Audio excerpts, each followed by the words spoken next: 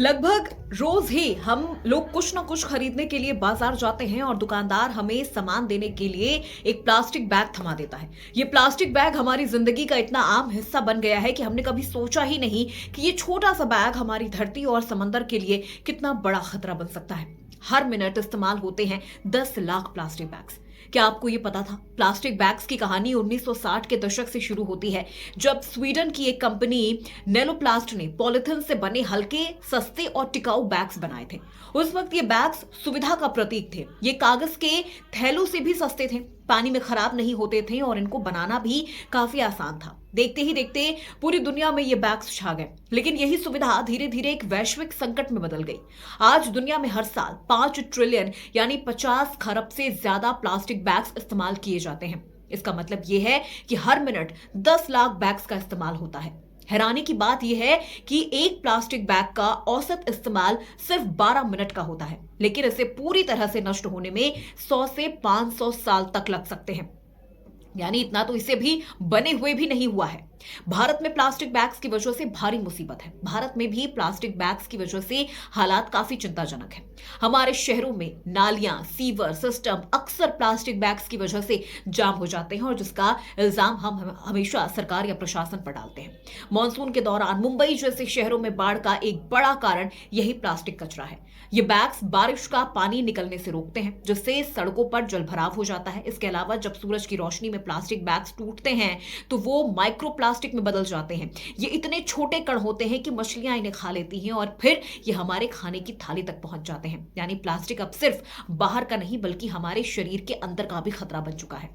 Plastic bags सिर्फ समुद्र को ही नहीं बल्कि हमारी मिट्टी को भी नुकसान पहुंचाते हैं। जब ये बैग्स खेतों या जमीन पर फेंके जाते हैं तो ये मिट्टी की उर्वरता को कम करते हैं। माइक्रोप्लास्टिक्स मिट्टी में मौजूद सूक्ष्म जीवों को नष्ट करते हैं, जो फसलों के लिए बहुत जरूरी होते हैं। भारत जैसे कृषि प्रधान देश में ये एक गंभीर समस्या है, क्योंकि खेती पर लाखों लोगों की आजीविका टिकी है। इसके अलावा प्लास्टिक बैग्स जलाने से जहरीली गैसें निकलती हैं, जो हवा को भी प्रदूषित करती हैं और सांस की बीमारियों को बढ़ावा देती हैं। हर साल लाखों टन प्लास्टिक समंदर में समा जाते हैं। प्लास्टिक बैग्स का असर सिर्फ पर्यावरण तक सीमित नहीं है, ये हमारे समाज और अर्थव्यवस्था को भी प्रभावित करते हैं। सफाई के लिए सरकारों को हर साल अरबों रुपए खर्च करने पड़ते हैं। मुसीबत बढ़ी तो अब कदम भी उठाए जा रहे हैं। प्लास्टिक बैग्स की इस आफत को देखते हुए दुनिया भर में कदम उठाए जा रहे हैं। International plastic bag free day, जो 2008 में स्पेन के कैटेलोनिया में शुरू हुआ, अब 100 से ज्यादा देशों में मनाया जाता है।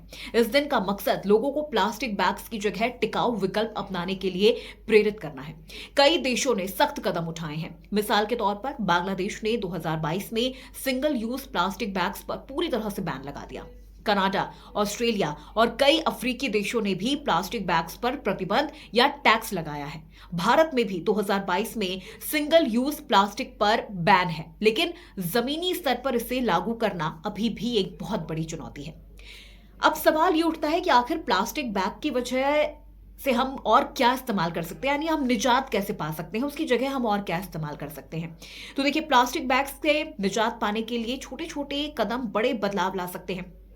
सबसे आसान तरीका है कपड़े या जूट के थैले इस्तेमाल करना।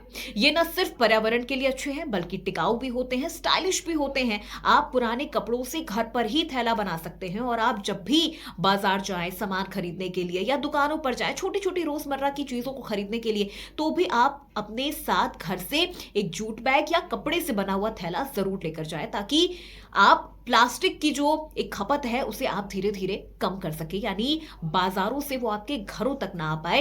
ये एक एक शख्स की, एक एक व्यक्ति की जिम्मेदारी होती है कि जो बाजारों में प्लास्टिक बैग का इस्तेमाल हो रहा है वो हम अपने घर तक ना आने दें, और कहीं ना कहीं से तो शुरुआत करनी ही होगी।